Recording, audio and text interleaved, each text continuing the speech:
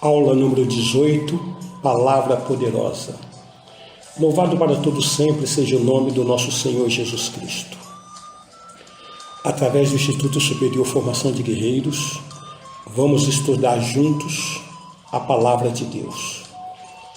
Esta aula é parte integrante de um curso de teologia básico em que todos os temas ministrados temos em apostilas que poderão ser adquiridas através dos contatos oliveirasiloafrica@gmail.com, Bispos Antônio Oliveira e Gorete Oliveira. Dentro de uma introdução, tomamos a partir de Oséias, capítulo 6, versículo 6, que diz: Pois misericórdia quero e não sacrifício, e o conhecimento de Deus mais do que holocaustos. Amados, nesse texto nós percebemos que o Senhor está nos pedindo misericórdia acima de holocaustos. E esta misericórdia se traduz no conhecimento da palavra de Deus. Então não adianta estarmos realizando rituais, sacrifícios, se não conhecermos a palavra do nosso Criador. O tema que vamos abordar a partir de agora é o tema o plano da salvação, e dentro de uma abordagem vamos falar sobre a queda do homem e o homem na condição do pecado. E assim nós tomamos a partir do livro de Gênesis, no capítulo 3, versículos 1 a 24, que retrata sobre a queda do homem. E nesse texto está nos dizendo o seguinte: Mas a serpente, mais sagaz que todos os animais selváticos que o Senhor Deus tinha feito, disse à mulher: É assim que Deus disse: Não comereis de toda a árvore do jardim? Respondeu-lhe a mulher: Do fruto da árvore do jardim podemos comer, mas do fruto da árvore que está no meio do jardim, disse Deus: Dele não comereis, nem tocareis nele, para que não morrais. Então a serpente disse à mulher: É certo que não morrereis, porque Deus sabe que no dia em que dele comerdes, se vos abrirão os olhos, e como Deus, sereis conhecedores do bem e do mal. Vendo a mulher que a árvore era boa para se comer, agradável aos olhos e árvore desejável para dar entendimento, tomou-lhe do fruto e comeu, e deu também ao marido, e ele comeu. Abriram-se então os olhos de ambos, e percebendo que estavam nus, coseram folhas de figueira e fizeram cintas para si. Quando ouviram a voz do Senhor Deus, que andava no jardim pela viração do dia, esconderam-se da presença do Senhor Deus, o homem e sua mulher, por entre as árvores do jardim. E chamou o Senhor Deus ao homem e lhe perguntou: Onde estás? Ele respondeu: Ouvi a tua voz no jardim, e porque estava nu, tive medo e me escondi. Perguntou-lhe Deus: Quem te fez saber que estavas nu? Comeste da árvore de que te ordenei que não comesses? Então disse o homem: A mulher que me deste por esposa, ela me deu da árvore, e eu comi. Disse o Senhor Deus à mulher: Que é isto que fizeste? Respondeu a mulher: A serpente me enganou, e eu comi. Então o Senhor Deus disse à serpente: Visto que isto fizeste, maldita és entre todos os animais domésticos, e o és entre todos os animais selváticos. Rastejarás sobre o teu ventre, e comerás pó todos os dias da tua vida. Porém inimizade entre ti e a mulher, entre a tua descendência e o seu descendente. Este te ferirá a cabeça, e tu lhe ferirás o calcanhar. E a mulher disse: multiplicarei sobremodo os sofrimentos da tua gravidez. Em meio de dores darás à luz filhos. O teu desejo será para o teu marido, e ele te governará. E Adão disse: visto que atendeste à voz de tua mulher, e comeste da árvore que eu te ordenara não comesses, maldita é a terra por tua causa. Em fadigas obterás dela o sustento durante os dias de tua vida. Ela produzirá também cardos e abrolhos, e tu comerás a erva do campo. No suor do rosto comerás o teu pão, até que tornes a terra, pois dela foste formado, porque tu és pó, e ao pó tornarás. E deu o homem o nome de Eva à sua mulher, por ser a mãe de todos os seres humanos. Fez o Senhor Deus vestimenta de peles para Adão e sua mulher, e os vestiu. Então disse o Senhor Deus: eis que o homem se tornou como um de nós, conhecedor do bem e do mal. Assim que não estenda a mão, e tome também a árvore da vida e coma, e viva eternamente. O Senhor Deus, por isso, o lançou fora do jardim do Éden, a fim de lavrar a terra de que fora tomado. E expulso o homem, colocou querubins ao oriente do jardim do Éden, e o refugie de uma espada que se revolvia para guardar o caminho da árvore da vida. O que nós percebemos nesse texto é a revelação da queda do homem através do pecado, através da desobediência. Em Hebreus capítulo 13, versículo 5, está escrito o seguinte: seja a vossa vida sem avareza, contentai-vos com as coisas que tendes, porque ele tem dito: de maneira alguma te deixarei, nunca jamais te abandonarei. Amados, apesar do homem ter caído pelo pecado, Deus sempre teve um plano de resgatar esse homem através de Jesus Cristo. O que vimos no versículo 15 aí do capítulo 3 que nós lemos de Gênesis é que está aí relatada a primeira profecia messiânica, onde Deus fala: porém inimizade entre ti e a mulher, entre a sua descendência e o seu descendente. Então, nós cremos que Deus nunca teve plano de nos abandonar.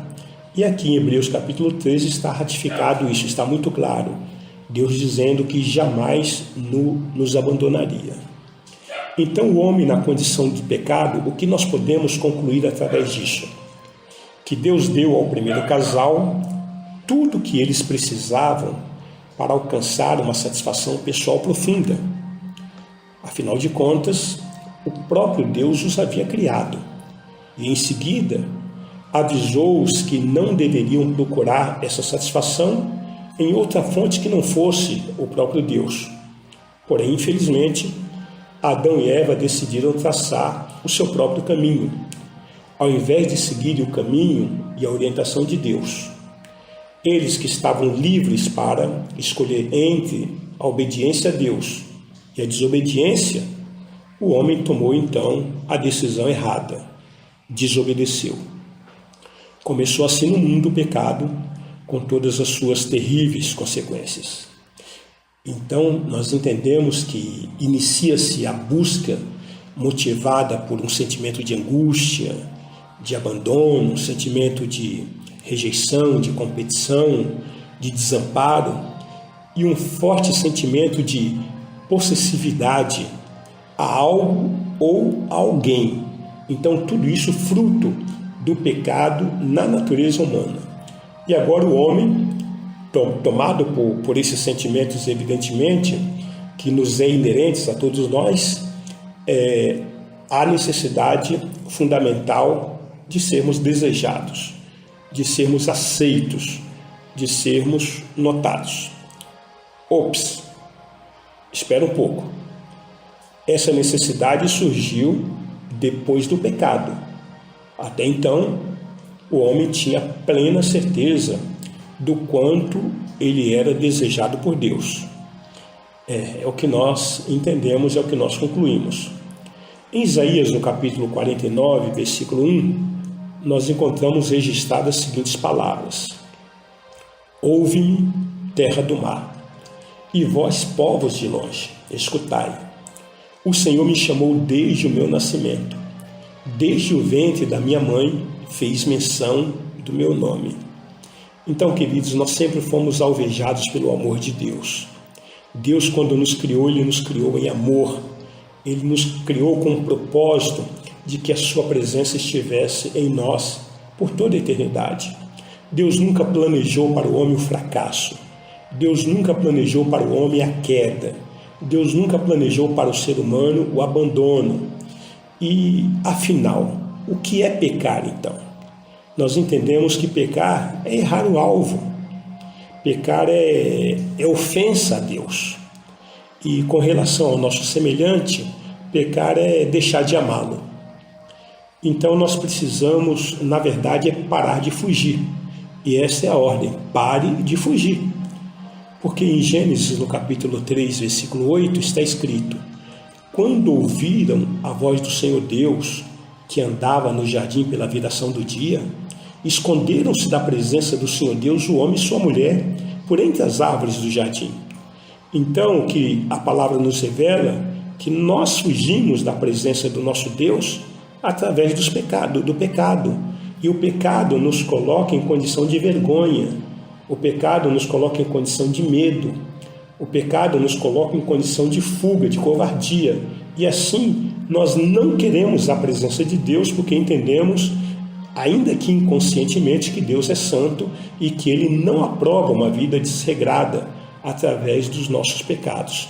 Que, aliás, é a única circunstância que nos separa de Deus, é justamente o pecado.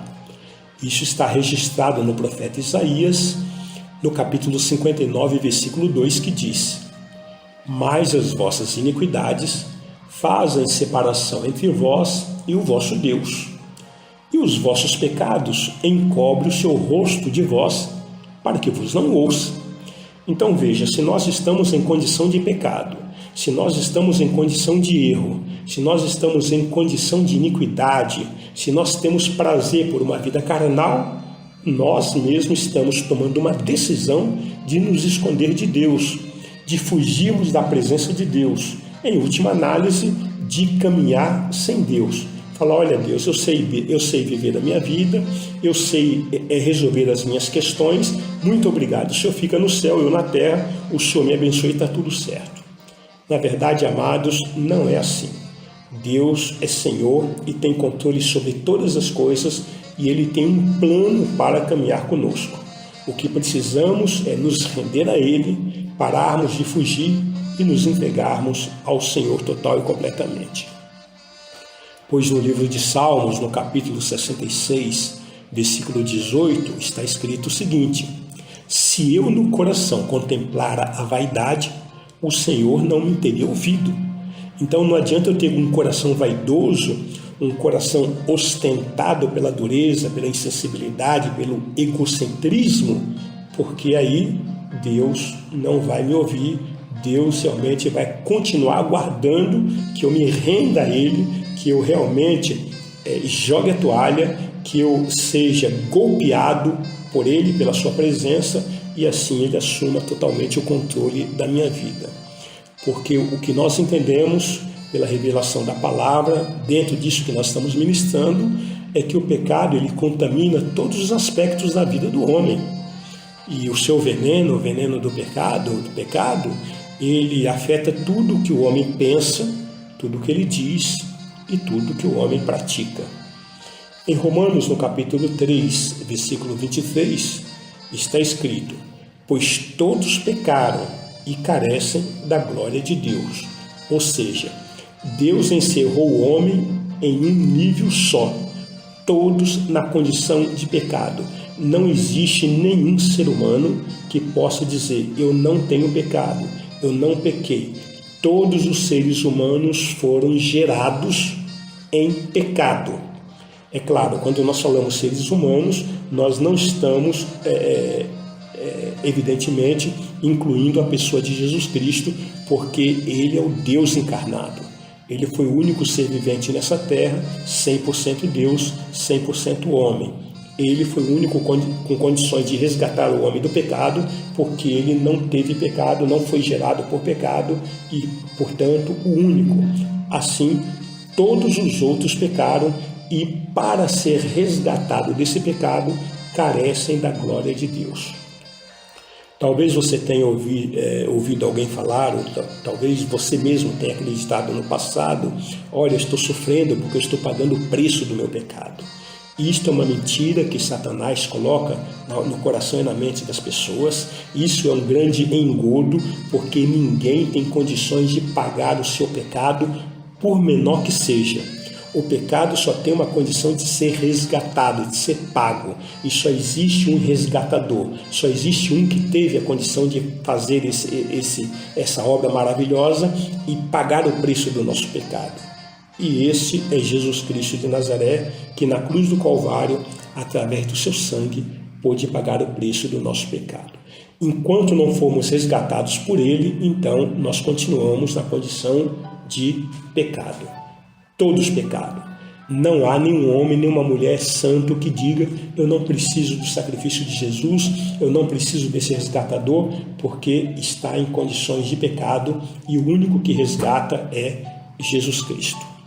Em 1 João capítulo 1, versículo 8 e o versículo 10, se dissermos que não temos pecado nenhum, a nós mesmos nos enganamos e a verdade não está em nós. Se dissermos que não temos cometido pecado, fazemo-lo mentiroso e a sua palavra não está em nós. Ou seja, o pecado faz parte da natureza humana, todos estão na condição de pecado, ainda que você olhe para alguém e diga: puxa, esse homem é um santo, essa mulher é uma santa, pelos seus feitos, pelas suas obras. Não, ele só tem condição de se tornar santo, ela só tem condição de se tornar santa se for resgatada pelo sangue de Jesus Cristo, pela obra que Jesus Cristo realizou no Calvário, se arrepender dos seus pecados e entregar a sua vida para Jesus Cristo. É a única condição que o homem tem para ser liberto. Gênesis capítulo 9, versículo 25. E disse: maldito seja Canaã, seja servo dos servos a seus irmãos. Aqui nesse episódio, Noé está amaldiçoando o seu neto, através de um episódio que Cã ali, ele descobriu a nudez do pai, e ali, quando Noé ficou sabendo que ele fizera o filho mais moço, então ele declarou essa maldição como sofrimento vindo em forma de fruto do próprio pecado.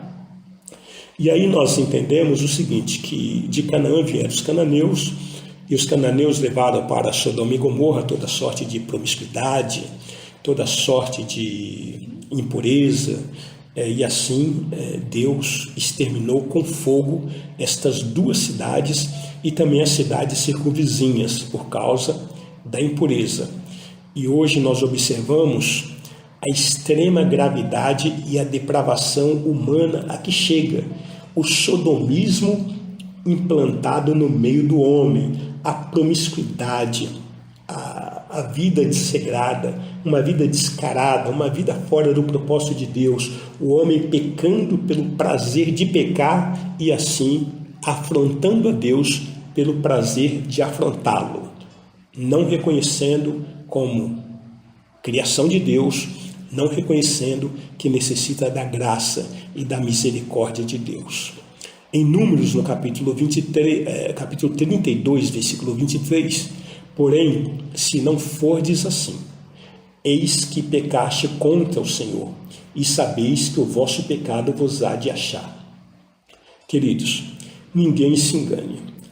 Todos nós seremos alcançados pelos nossos pecados. E assim, se nós não nos arrependermos e não clamarmos pela misericórdia, pelo nosso resgatador, então nós estaremos em uma condição de condenação eterna, porque é para esse destino que o pecado nos leva. Em Gênesis capítulo 4, versículo 7, a palavra de Deus nos revela o seguinte: se procederes bem não é certo que serás aceito?